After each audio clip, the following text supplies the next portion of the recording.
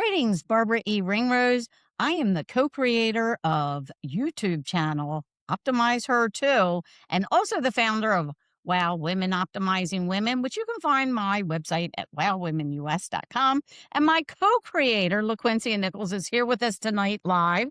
And she has her own business. She's the founder of experience-coaching.com. And you can reach out to her at any time.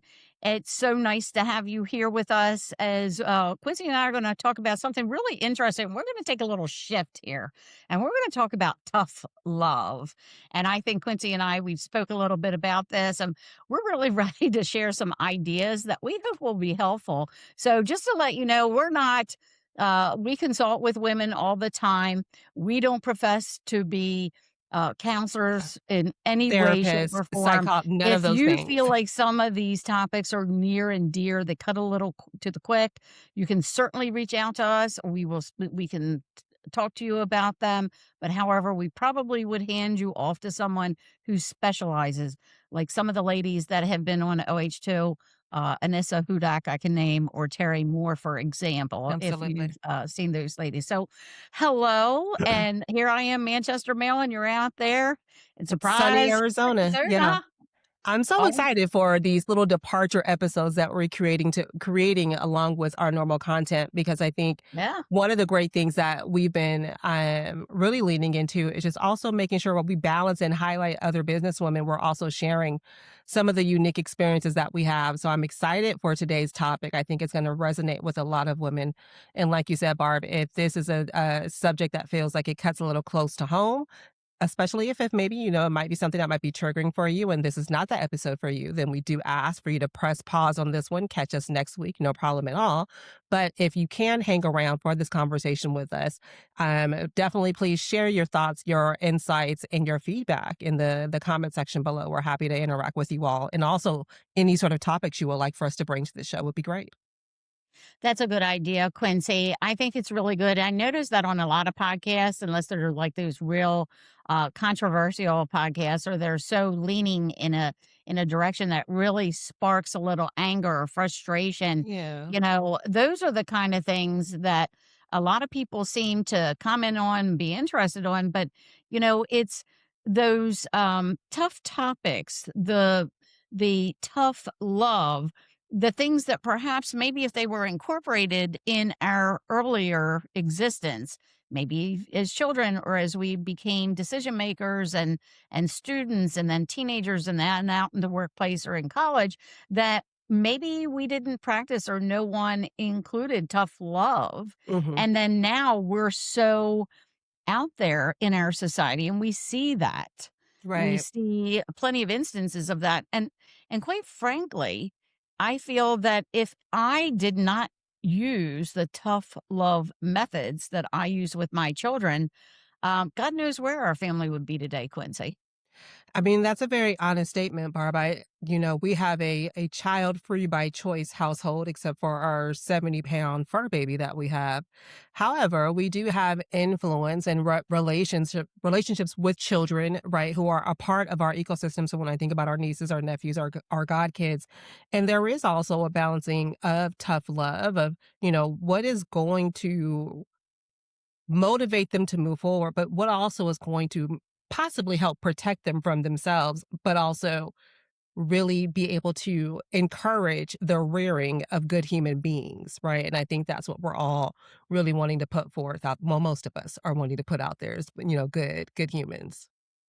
I was a product of a one of the first divorced families in Racerstown, Maryland. I was 14 Hmm. years old. Wasn't a good time. And father was a Boy Scout leader. Mom was at church and ran the Sunday school for the little kids. And, there were six of us children, and we were all like doing the right thing and having the lemonade stands and so forth. But afterwards, when dad left the scene, Hmm. mom became like all out of sorts. She Yeah. was totally dysfunctional, attempted suicide, Hmm. taking some pills, a prescription to the local doctor. Because back in the day, all of the neighborhood women went to our family physician and he gave Valium. So all women in the neighborhood were on Valium, and that was Mm. back in the '60s and going into the '70s. Wow, we know it was a very different time back then. Yes, right? But I do absolutely understand sometimes, even in my own life, I can think about where things have become quite challenging, right? And I think even my own family, where there's been instances of self-harm, right? And sometimes Right. it can become from a overload of responsibilities, low emotional bandwidth, or just feeling like like the resilience is gone, to be quite honest, and you don't know what that next move may be. And I think sometimes it can be hard to really balance wanting to be supportive, but when you see someone who may be engaging in behaviors that could be detrimental, right? Maybe you see something coming down the road that maybe they may not be aware of. I think if we have a responsibility as people in community to say, Right. "Hey, can like let's talk about something." I think it runs from things that are very trivial or juvenile to things that may be more high impact, right? That could result in somebody needing to have a little bit of tough love. And I'm excited to talk about these scenarios today.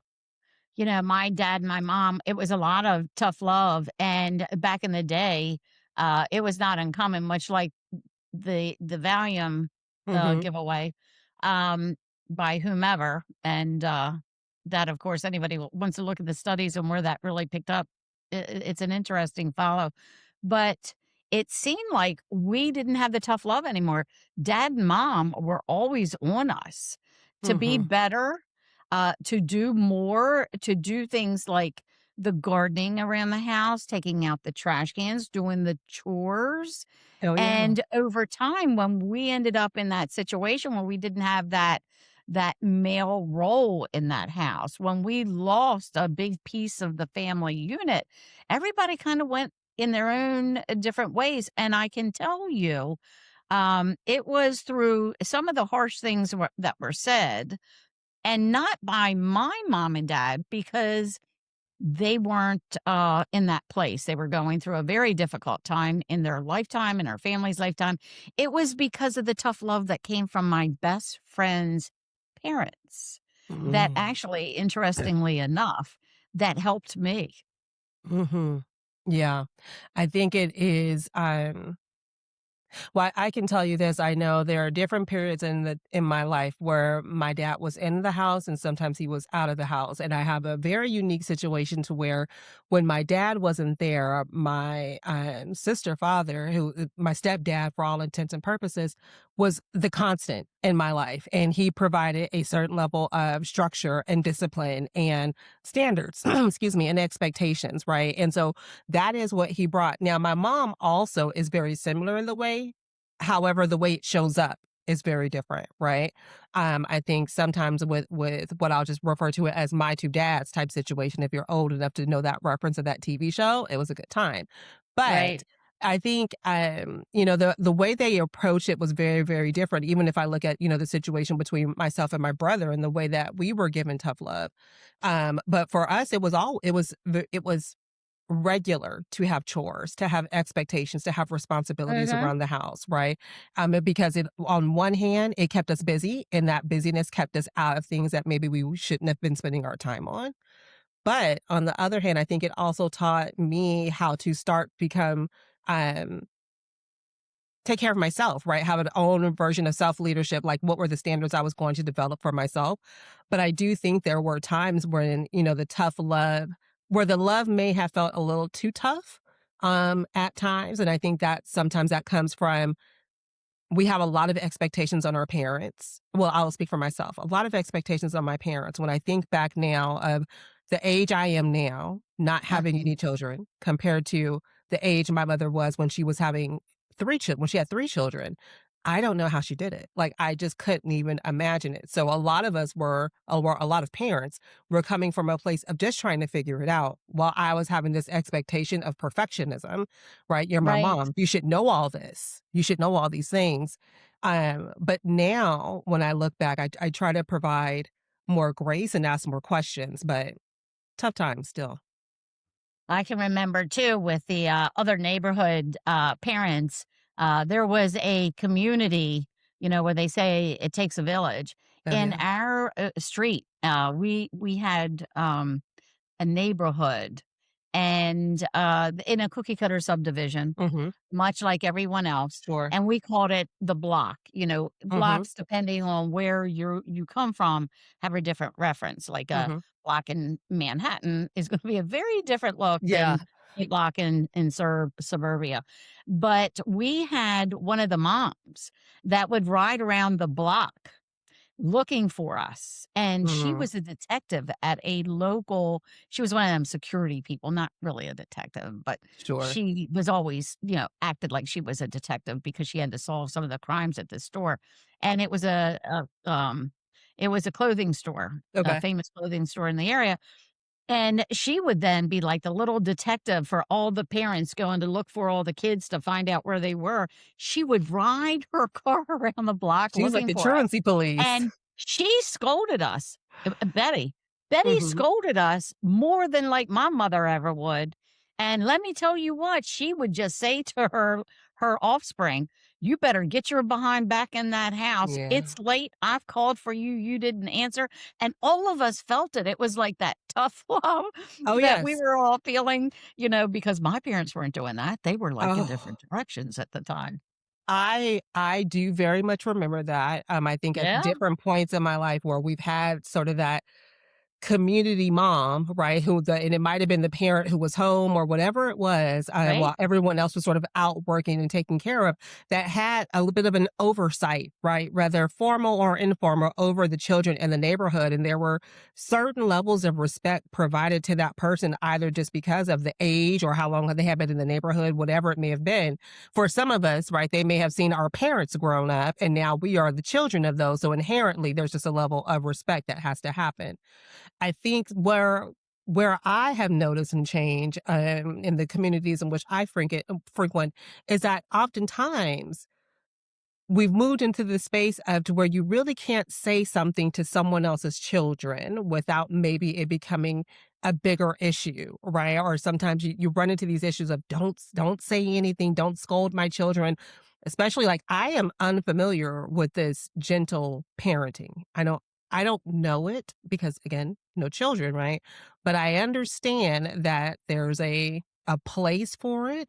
But I also think where we need to be direct sometimes, where we need to know and step in as the adult, the role model, the leader, we need to stand up and say some things, right? And also understanding not all parents know what's going on with their children. And there was a bit of feedback and communication that happened during that time.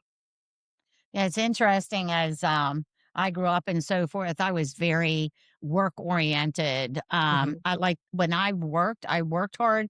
When I played hard when I Yeah, was in my 20s and so forth in particular, and that's pretty much where you are.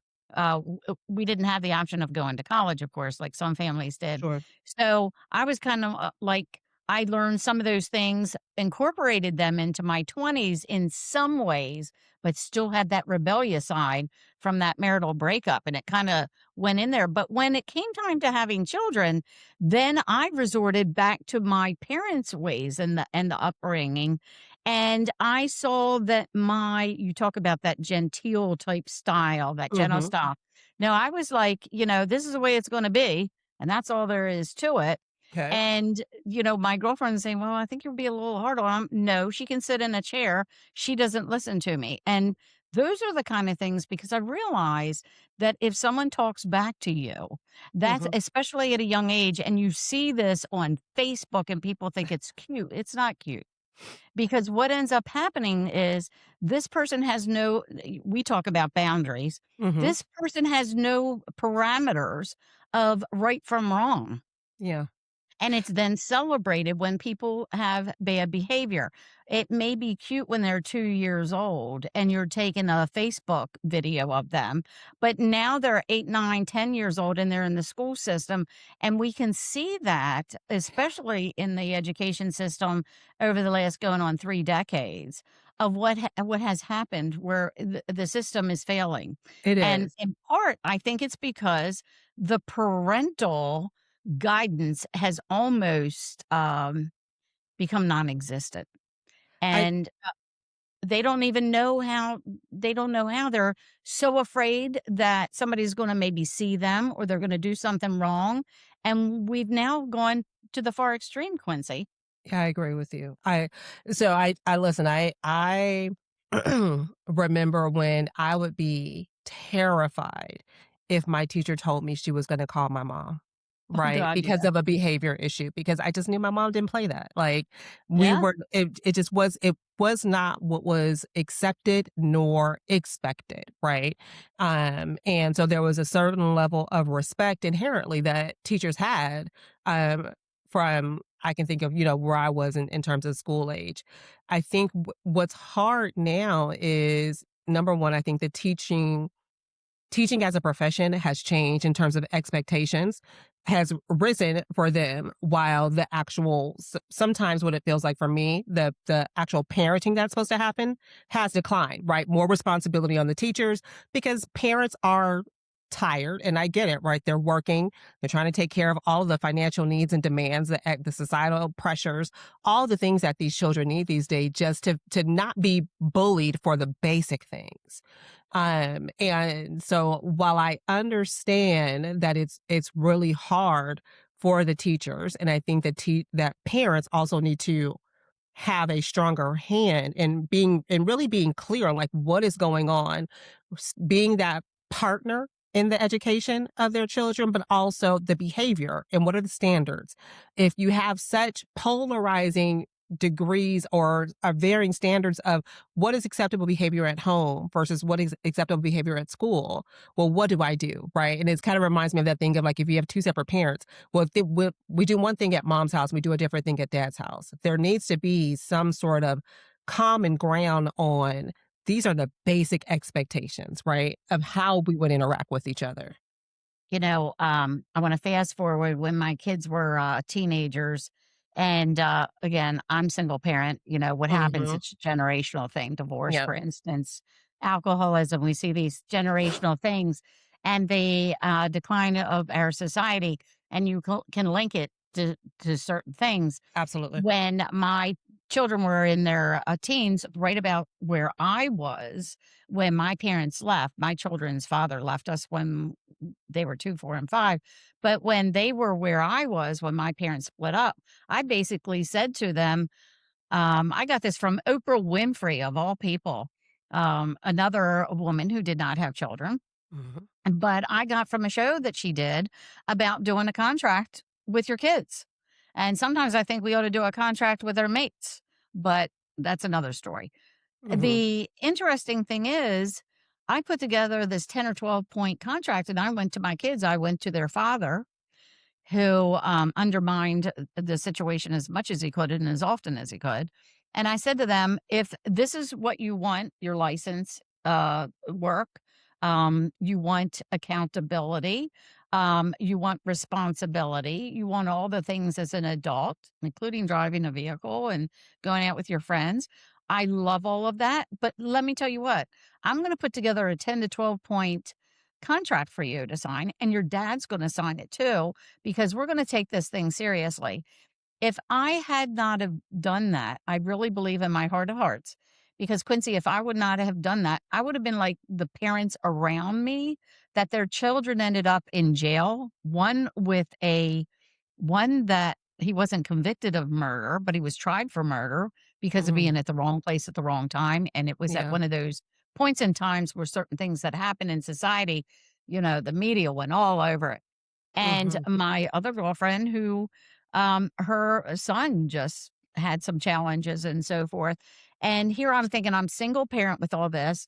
I didn't want to have the problems that they were having. And interestingly enough, one of my girlfriends, if not two of my girlfriends back in the day said, "Oh, you're going to have problems with your kids. They're going to end up in jail. They're going to end up in prison. They're going to end up with drugs and alcohol." And it was funny how the other parents around me that had dual parents at home with their own biological children, they were the ones who experienced those issues. So I think it was that tough love that I decided, wow, I got to get on that.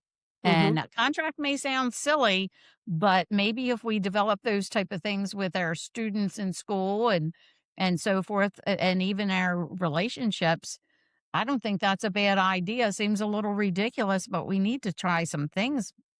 Life is crazy right now. It is, and what I get from the story that you're sharing is you provided clarity, right? And I'm a firm believer that clarity helps to eliminate chaos sometimes. And because you were operating in what I can also resonate with, right, being in the house with a single mom during different periods of our life is the structure, right? The expectations of what needed to be done because it was kind of all hands on deck to make sure things were taken care of. There was no other parent to sort of punt to at a certain point, and then, you play ping pong back and forth with each other. So Oh it yeah. requi yeah, there was just one sort of less cog in that wheel, so if something did not happen, well, if my mother told me directly, either I did it or I didn't do it, right? And either if I didn't do it, I needed to have a damn good reason as to why I didn't, right? But most times it got done. And that was simply because she told me that, and I knew what was clear. And for her, I remember her always saying, I it's because I said so, it's because I asked you to, and that's the only thing, right? And as we've gotten older in our relationship, we have this much more like fluid and two-way conversation that I can truly appreciate. But it is because we've always just been very, very upfront with each other. She always told me, regardless of what you may be doing, I may not like it, right? But if you're honest with me, I know how to deal with it. And so there was just always a level of honesty that we brought to each other, which required tough love at times because I had to tell her things that some of my girlfriends could never tell their parents, right? And I think Right. that's something that I appreciate in our relationship now. And there were some things I had to learn as from my mother that were hard truths, but I had to understand that to understand her perspective. And so when she was someone who would love really hard because she had a very different childhood than what she was able to provide to us, some of those things that she would do for security for where maybe she felt insecure in her upbringing. So then she double clicked into things to make us feel okay. Like I'm showing you love. Well, it's love. Is it tough love? Like, is it too much? So, trying to find that balance. But I think where you can have clarity always helps with creating connection. You use the word accountability, and that's one of the things I speak on. I think I did for you earlier this year Yes. in the Thank you. podcast. Accountability is just something that we've lost completely, that at least I see in so many levels in our society. And then it becomes the norm where people aren't held accountable for their actions. And some of these actions are so extreme that they're destroying neighborhoods, they're destroying schools. And these are the things that it really takes a strong personality. It really takes maybe that one more thing. But at the same time, I almost see that there's almost an immunity for people to even recognize it. And these are when we need things like the basics. And one of the things I spoke on last week on my Wow Real Friday was how certain things have disappeared in our society. And I remember watching Julia Childs years ago. She had a show about cooking class way before the Food Channel, way Yeah, before all yes, that took yes. place.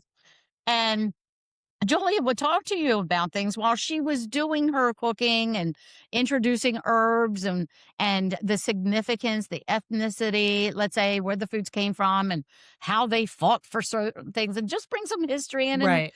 talk about love and marriage and family while she was doing that. It's interesting how we've lost that art of being able, and I think you and I do our best in our business to try and have some analogies, some connects, some things that we can bring forth, especially for our female audience, things that they can do. And if you don't have the accountability, and just etiquette, like Mhm. Emily Post years ago in the newspaper, she would talk about mannerisms and behaving and integrity and responsibility. And we don't even have our kids doing anything but sitting on their cell phones. Actually, most families, from what I'm hearing on different social media and from conversations with other women, the cell phone has taken place of the television set, Oh, where yes. people are just sitting in front of it, just mind-numbing stuff and over, where where is the accountability piece? And start to find ways that we may even see it as tough love today based on our current standards, but nothing wrong with developing a chore chart. No, not at all, and I do think that, um yes, the screen time does pose a challenge for a lot of families. And I think what's hard about it is it represents so many things in our life. For some of us, it's business, right? It could be a sort of our relaxation tool.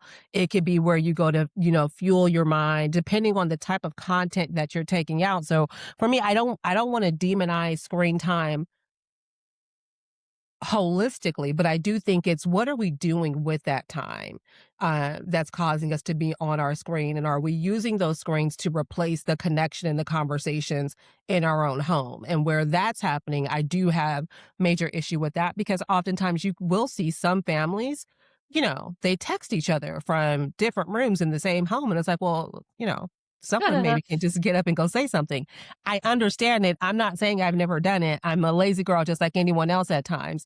However, I try not to make it my default. And I do think, having that chore chart, having those responsibilities that then allow for someone to be accountable to something. But if no one has any responsibilities that they're beholden to, then what do you want them to do outside of being on their screen times, right? We have to give them those things to keep them busy and occupied in positive No, ways. this is the extreme, Yeah. in my opinion, where we are right now is at an extreme and volatile time in our nation's history here at our 250th birthday.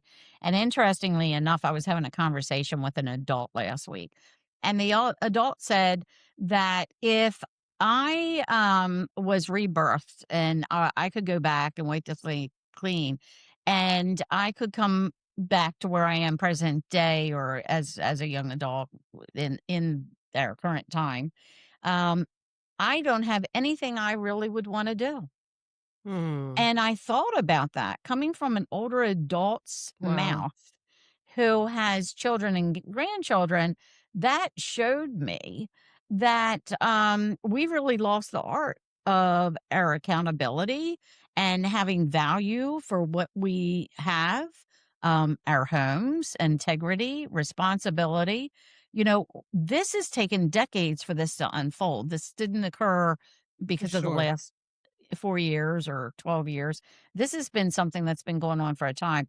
I challenge everyone, and you and I talk about books, and this is something I'm currently reading because someone in our group brought it up. It's Florence Scovel Shinn, and it's Mhm. I never try to say that quickly because I couldn't say it her name quickly, but it's wisdom of her in this book, and it talks about the use of words.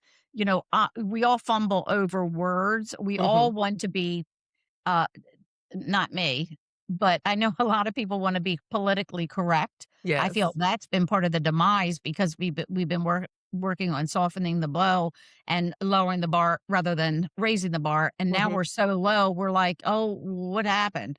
Well, there's a variety of reasons why we're here today, but I think the importance is a few takeaways from today is recognizing that you have different times in your life, different phases where there become norms. And then you come to another phase or age in your lifetime or your profession, as you do with experience coaching, as Mhm. I do with WOW, where we then try to incorporate some of these things with the ladies you probably work with men. I Yes. work predominantly with women, of course, but that we also discuss these topics with them because we can extrapolate. We can pull out certain things that are commonalities that people find that maybe they're lost right now and how then we can help them in what we do.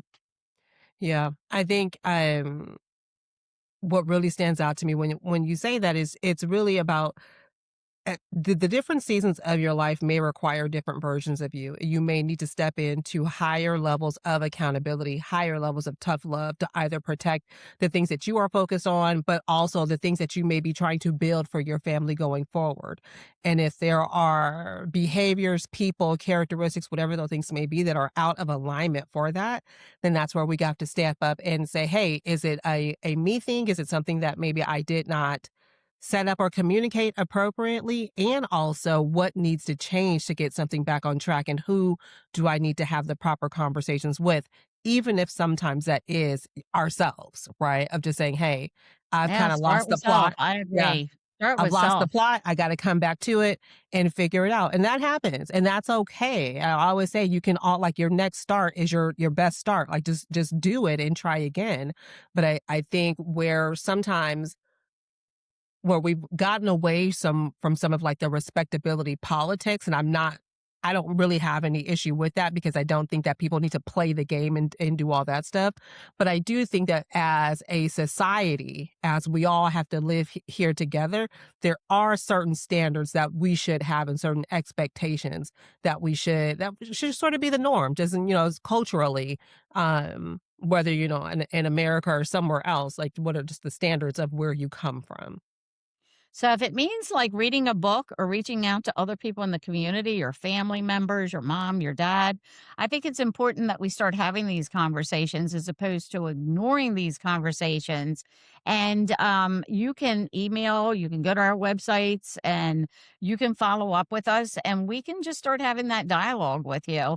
Virtual conversation is a good way for an introduction and Yes. for us to have that discussion again, open that dialogue, and maybe your mom and or a single dad, and you're trying to figure out, well, how can I navigate through this because all the other families are doing this, and then I'm the mean guy, I'm You're the the mean girl, outlier. Yeah. I'm the bad guy. No, you're not. You care, you love for your family. You want them to grow up in a society where they can function, where they can enjoy their life and their home and their future. Maybe enjoy marriage or relationships with other Mhm. people. I'm sure that by raising your children with some chore charts, probably for some of our readers here are like, what? Yeah. Yeah, I remember people said that to me when my children were younger. My parents told us the chores and what we were Mhm. responsible to do. And like you, you were reminded, you were Mhm.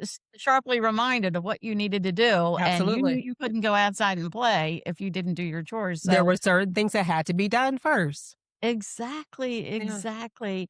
So tough love probably by today's standards, but back in the day, these were the responsibilities as a part of the family, the community, and then as you went off into the business world, these are what gave you those guidelines Mhm. and basics for you to Yes. be out there functioning. And we hope you're getting something out of this here at Optimize Her too. We so thank you for joining us here talking about tough love. I'd love to even get a little bit deeper in this at another time with you, Oh, Quincy. yeah. Yeah, I think there's so much more that where we can go with this, and for me, I specialize in difficult and hard conversations and bringing sort of what's unsaid to the front and doing it in a way to where you can prioritize keeping the peace and having the conversation with love and empathy, but also being very clear on what are the expectations and the outcomes that you want from it. And it doesn't have to be something that results in cursing someone out or burning down relationships or going no contact. I think there are a lot of things that can be done before we just cut someone off, we ghost them, or have some sort of major upheaval and major Mhm. conflict. There's so much opportunity to resolve it Oh, beforehand. there's so much to go from here. Yeah, Uh, all on all of that. That's for certain. absolutely, And absolutely. I'm sure we're going to cover that and so much more. Thank Yes. you all so very, very much for joining Barbara Ringrose, LaQuincia Nichols right here on YouTube at Optimize Her too. We look forward to seeing you soon. Remember, And you can remind them for me, Quincy, what they need to do. They need to comment, like, share, subscribe, hype our video up, do all the things that create the engagement. Leave us a comment. Don't keep us a secret. Share us with your gal pal, your girlfriend, your circle group, your LinkedIn, all of the things. We want to be everywhere you are. 100%. Thank you so much and stay well.